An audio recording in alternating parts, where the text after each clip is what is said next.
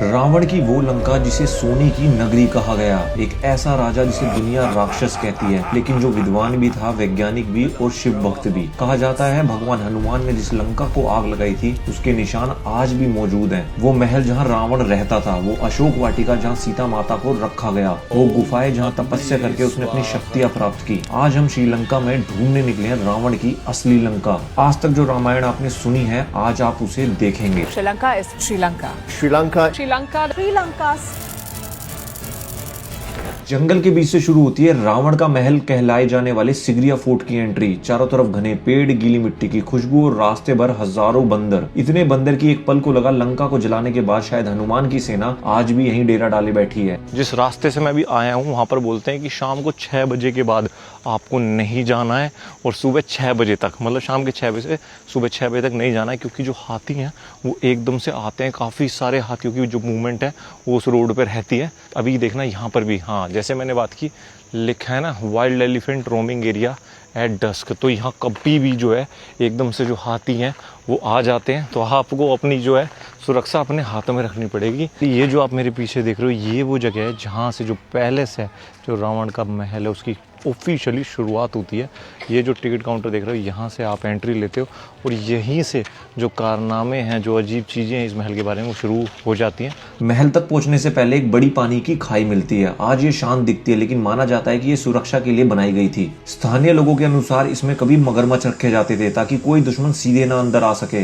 तो आप सोच सकते हो कि अगर बिना परमिशन के इस महल में कोई भी घुसने की कोशिश करता था तो उसका जो पहला ब्लॉकेज आता था या जो पहली मुसीबत आती थी वो ये वाटर कैनाल ही थी, क्योंकि ये पूरी की पूरी मगरमच्छ से भरी हुई थी। तो आप सोच सकते हो कि भाई जिसे कहते हैं कि शैतानों का राजा, राक्षसों का राजा, तो कुछ महल की जो एंट्री है वो इसी तरीके से होनी नॉर्मल सी बात है। ये साफ दिखता है कि ये जगह सिर्फ रहने के लिए नहीं थी, बचाव के लिए भी बनाई गई थी। तो ऐसी जो टोटल है ना, ये 1200 सीढ़ियाँ हैं जो चढ़कर आप ऊपर तक जाते हो।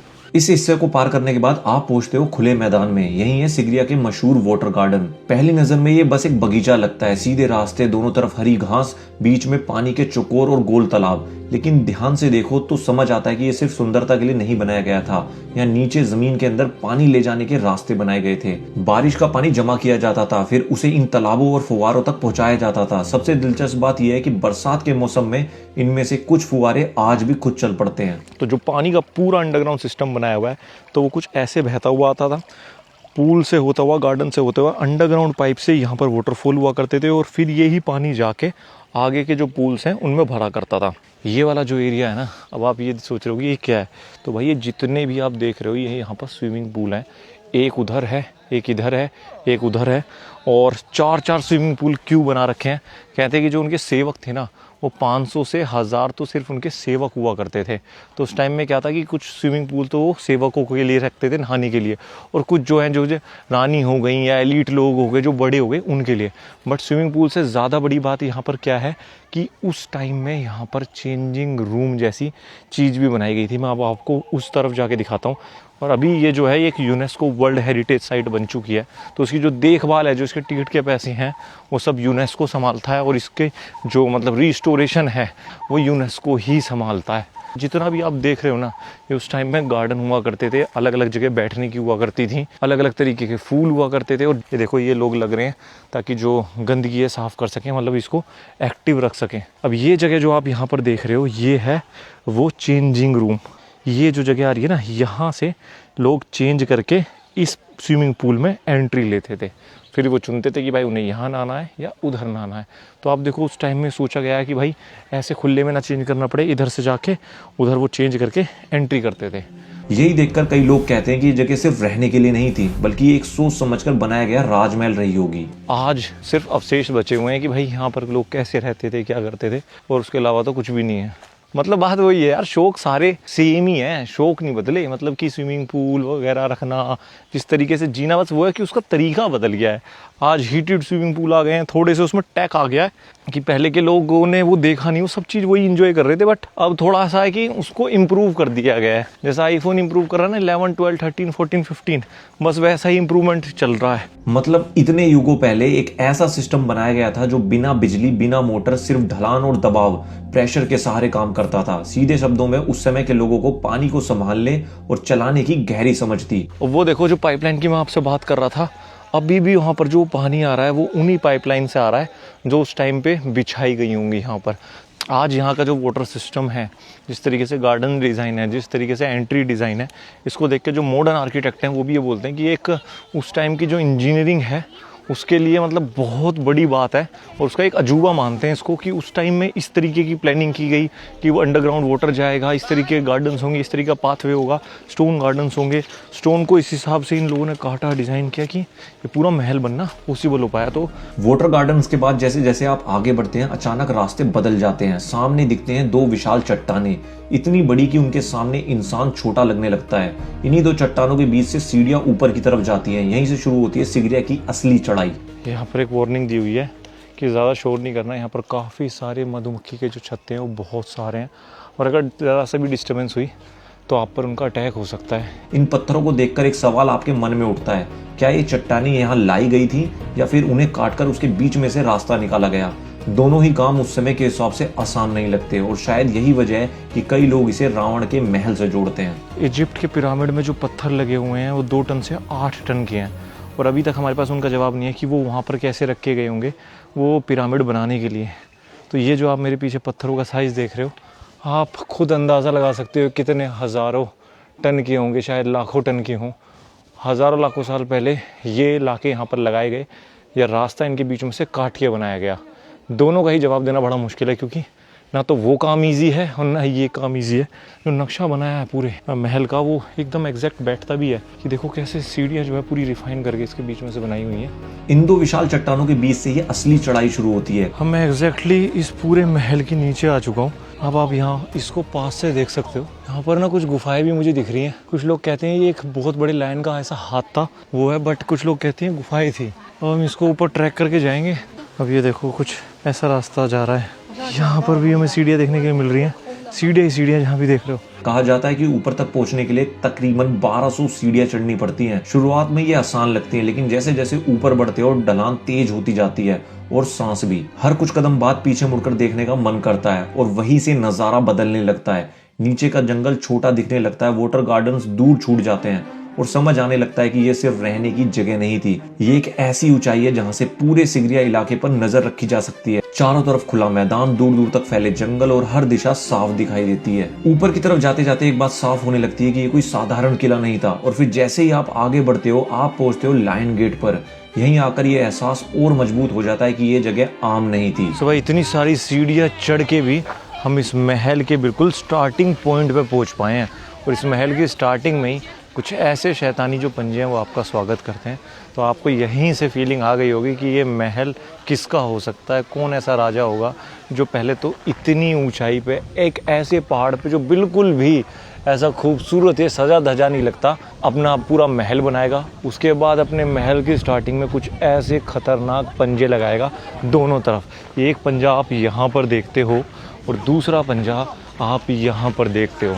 काले पत्थर, तेज नुकीले नाखून जैसे आकार और उनके बीच से जाती सीढ़ियां। इतिहास कहता है कि यहाँ पर पहले एक पूरे शेर का चेहरा बना था जिसके मुंह से होकर ऊपर जाते थे, लेकिन स्थानीय मान्यताओं में कुछ लोग इसे राक्षस का चेहरा भी मानते हैं। तो भाई लोगों का कहना है जो उसकी अपनी शैतानी ताकत थी या जो शैतानी मतलब कि भाई राक्षसों का जो राजा था उसको दिखाने के लिए जो पूरा ये जो महल है वो इसी हिसाब से डिज़ाइन किया कि भाई लोगों को दूर से पता चल जाए कि ये किसके महल में जा रहे हैं और ये किसका महल है। और जब आप इस संरचना को ध्यान से देखते हो तो समझ आता है कि इसकी बनावट सामान्य किलों जैसी नहीं है। पुराने ज्यादातर किले खुले, चौड़े और सजावटी होते हैं, लेकिन यहाँ काली चट्टान, सीधे ऊपर जाता रास्ता और प्रवेश ऐसा जैसे कि शक्तिशाली जीव के मुंह से होकर जा रहे हो। कुछ ऐसा है भाई, अभी यहाँ से ऊपर से एकदम देखते हो तो, और अभी हमें ये सारी सीढ़ियाँ चढ़ के जो महल ऊपर का है वो देखने का मौका मिलेगा। तो अभी हम इन सीढ़ियों से होते हुए बिल्कुल ऊपर जाएंगे और पता नहीं तब कैसा दिखेगा ये सिगरिया। और यही वजह है कि कई लोग मानते हैं कि ये रावण की लंका का हिस्सा रहा होगा। रावण जिसे असुरों का राजा कहा गया और जिसकी शक्ति का वर्णन रामायण में मिलता है। इस गेट की बनावट, इसके डर पैदा करने वाला स्वरूप और इसकी ऊंचाई रावण की उस छवि से मेल खाती है। लायन गेट पर खड़े होकर एक बात साफ महसूस होती है, ऊपर जो है वो और भी असाधारण होगा। और अब आखिरी चढ़ाई बाकी है। अब शुरू होती है आखिरी चढ़ाई। यहाँ से सीढ़ियां और खड़ी हो जाती है, कदम संभाल कर रखना पड़ता है। आज जो लोहे की सीढ़ियां लगी हैं वो बाद में पर्यटकों के लिए बनाई गई थी। सोचो अगर आज इतनी सुरक्षित व्यवस्था होने के बाद भी ये चढ़ाई आसान नहीं लगती तो उस समय बिना अनुमति के किसी अनजान आदमी का यहाँ तक पहुंच जाना लगभग नामुमकिन रहा होगा। यही रास्ता बता देता है कि यह कोई साधारण महल नहीं था, एक ऐसी जगह थी जहाँ पहुंचने से पहले आपको खुद को साबित करना पड़ता था। जैसे जैसे ऊपर जाते जा रहे हैं वैसे वैसे जो नज़ारा है वो और दूर का दिखता जा रहा है और क्लियर होता जा रहा है कि भाई इतनी सिक्योरिटी, इतनी सेफ्टी चाहिए थी कि सबसे हाईएस्ट पॉइंट हमारा महल ही होना चाहिए। ओह, कुछ इस तरीके के ऐसे होल्स हैं यहाँ पर जो कहते हैं कि पहले के ज़माने में यहाँ पर दिए रखे जाते थे रात में ना, लाइट तो थी नहीं। जैसे जैसे आप ऊपर जाते हैं नीचे पूरा इलाका साफ दिखाई देने लगता है। चारों तरफ फैला जंगल, दूर दूर तक फैली जमीन। ये ऊंचाई सिर्फ दिखावे के लिए नहीं थी, ये रणनीतिक जगह थी। भाई मुझे दुश्मनों को तो पता नहीं, जो लोग मिलने भी आते होंगे, आज 2026 में लोगों की ये महल चढ़ने में हालत ख़राब हो जा रही है। पता नहीं उस ज़माने में जब लोग हमला करने की सोचते होंगे तो वो कैसा प्लान बनाते होंगे, ये सोचने की बात है। अभी भी बहुत ज़्यादा थोड़ा सा ट्रैक बचा हुआ है हमारा और हम कुछ इस हाइट पे आ चुके हैं। ऊपर खड़ा इंसान नीचे होने वाली हर हलचल देख सकता था। और फिर आखिरी सीढ़ी, और अब आखिरी सीढ़ी पार करके हम इस चट्टान की चोटी पर खड़े हैं। पहली नजर में कुछ खास नहीं दिखता, ना सोने का महल, ना ऊंची दीवारें। और ये है वो जगह जहाँ पर रावण रहा करता था। और आज यहाँ से आपको कुछ ऐसा नज़ारा जो है पूरे सिगरिया का वो देखने के लिए मिलता है। वैसे यहाँ घूम के एक बात लग रही है, मुझे दिमाग में आ रही है कि ऐसा महल आज के टाइम में भी कोई बना लेगा ना, ऐसा घर बना लेगा इतनी ऊंचाई पे इस तरीके का, तो भाई उसमें भी ऐसा घमंड आ जाएगा कि मेरे से ऊपर कौन है दुनिया में। लेकिन जरा ध्यान से देखो, यहाँ जमीन को काटकर अलग अलग हिस्सों में बांटा गया है। चकोर घिरे हुए भाग, ऊंचे और नीचे प्लेटफॉर्म, सब कुछ किसी योजना का हिस्सा है। बीच में पत्थरों से घिरा हिस्सा जहाँ आज भी पानी जमा है। इतनी ऊंचाई पर पानी होना साफ बताता है कि ये व्यवस्था थी, सिर्फ दिखावा नहीं। यहाँ से नीचे से आपको दिख रहा है कि कैसा, मतलब भाई उस टाइम में ये जगह रही होगी। अभी प्रेजेंटली ये सब इमेजिन ही करना पड़ेगा हमें। यहाँ पर ये सारी चीज़ें सब मतलब अलग अलग गैलरीज, अलग अलग गार्डन, अलग अलग सिंहासन हुआ करते थे। तो रावण का जो भाई महल था वो ऊपर से भी कुछ ऐसा था। उस ज़माने में भी पूरी मतलब मौज मस्ती, पूरी हर चीज़ जो दुनिया में उस टाइम में हो सकती थी वो फैसिलिटी शायद इस महल में रही थी। एक तरफ बड़ा खुला प्लेटफॉर्म, संभव है यही सभा का स्थान रहा हो। ऊपर से चारों ओर खुला दृश्य है, जंगल दूर दूर तक फैला हुआ। ऊपर एक बड़ा समतल प्लेटफॉर्म दिखता है। ये जगह बाकी हिस्सों से थोड़ी सी ऊंची है। यही कोई मुख्य कक्ष रहा होगा। चारों तरफ खुला दृश्य, बीच में सपाट जगह है। यह कोई संयोग नहीं है। यहाँ से सबसे जो ऊंचा है नज़ारा वो यहीं से आता है। तो कुछ ऐसा भाई इस महल के ऊपर से लगता है। और लगभग 2 से 3 एकड़ में ये पूरा जो महल है ऊपर बना हुआ था। ये जगह सिर्फ रहने के लिए नहीं थी, ये नियंत्रण के लिए बनाई गई थी। कुछ हिस्से ऊंचे हैं, कुछ नीचे, मतलब ये पूरा महल एक ही लेवल पर नहीं था। इसे काटकर अलग अलग प्लेटफॉर्म बनाए गए थे। ऊपर मुख्य भवन, नीचे निजी कक्ष और किनारों पर सुरक्षा के लिए मोटी दीवारें। यहाँ खड़े होकर कई किलोमीटर दूर तक देखा जा सकता है। कोई भी दुश्मन, कोई भी हलचल नीचे से ऊपर छिपकर नहीं आ सकती। यहाँ से देखो, वो जो देख रहे हो ना रास्ता नीचे से, ये आता हुआ ये है जहाँ से हम आए हैं। ये हैं वो सारे गार्डन, रॉक गार्डन्स और वाटर गार्डन्स जो आपके रास्ते में पड़ते हैं जब आप इस महल की तरफ आते हो।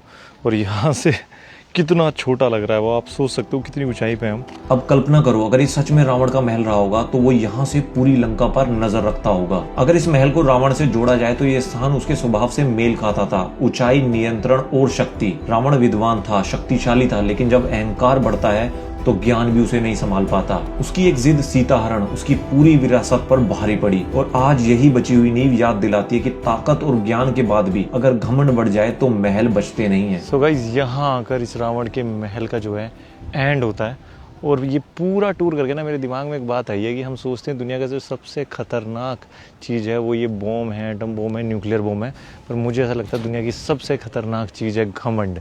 भाई जिस इंसान ने हज़ारों लाखों साल पहले ऐसा महल बना लिया था, जिसको देख के आज भी ऐसा लग रहा है कि इस पे हमला करना है, इसको एक्वायर करना है, इस इंसान को हराना बहुत मुश्किल, क्या नामुमकिन है।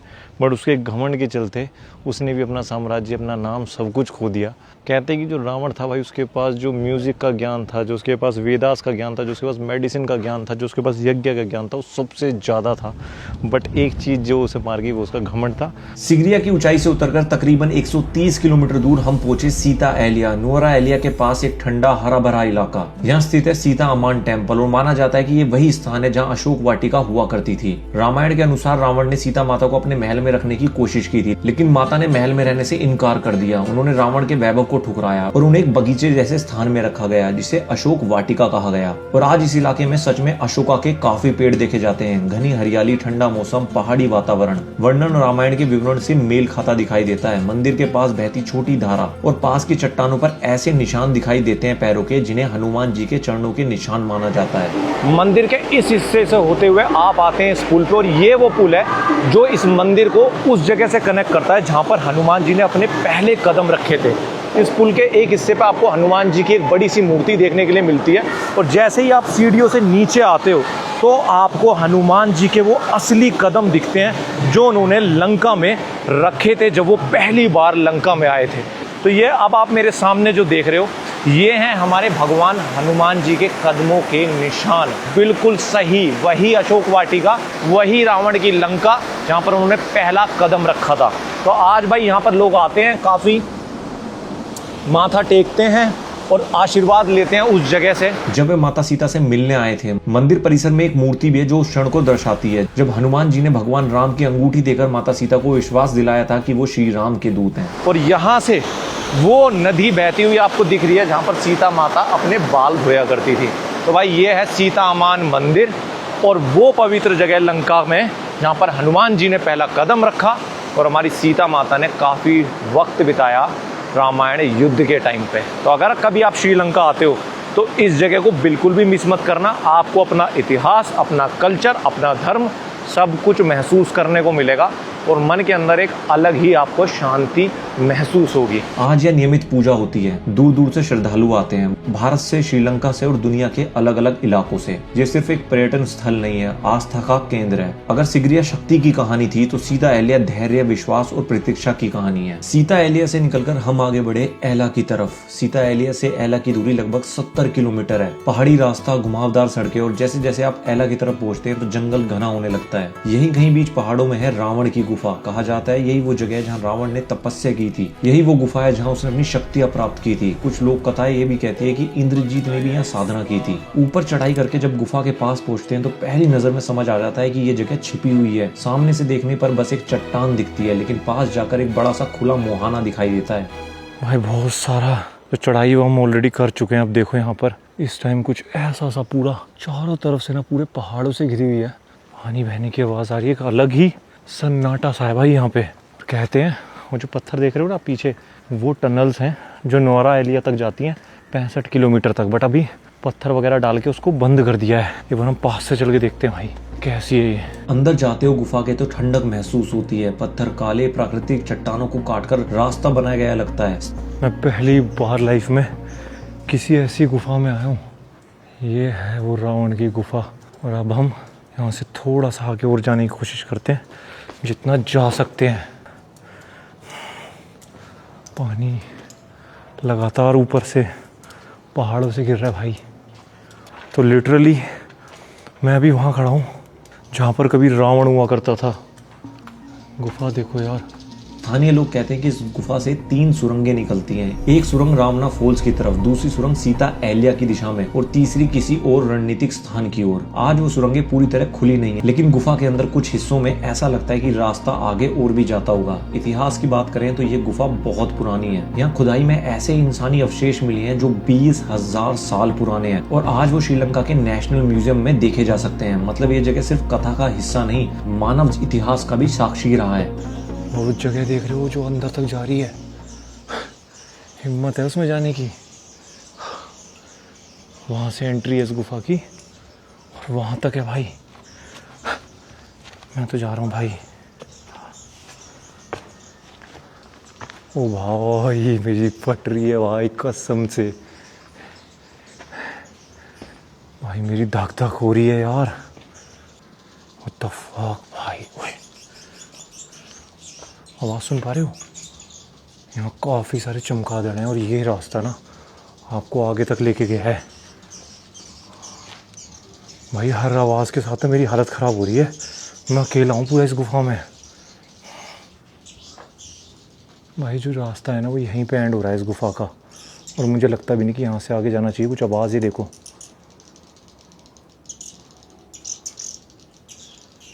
देख रहे हो मुझे लगता है मुझे यहाँ से निकल जाना चाहिए।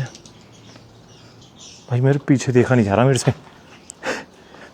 बड़ी स्केरी सी है भाई ये गुफा, सही में आपको डर का एहसास होता है यहाँ पर आके। तो भाई कुछ ऐसी है रावण की गुफा लंका में, कुछ ऐसा था अशोक वाटिका, कुछ ऐसा था सिगरिया का महल। कैसा लगा आपको ये व्लॉग कमेंट करके बताना। मेरे पसीने आप देख ही रहे हो कैसे छूट रहे हैं।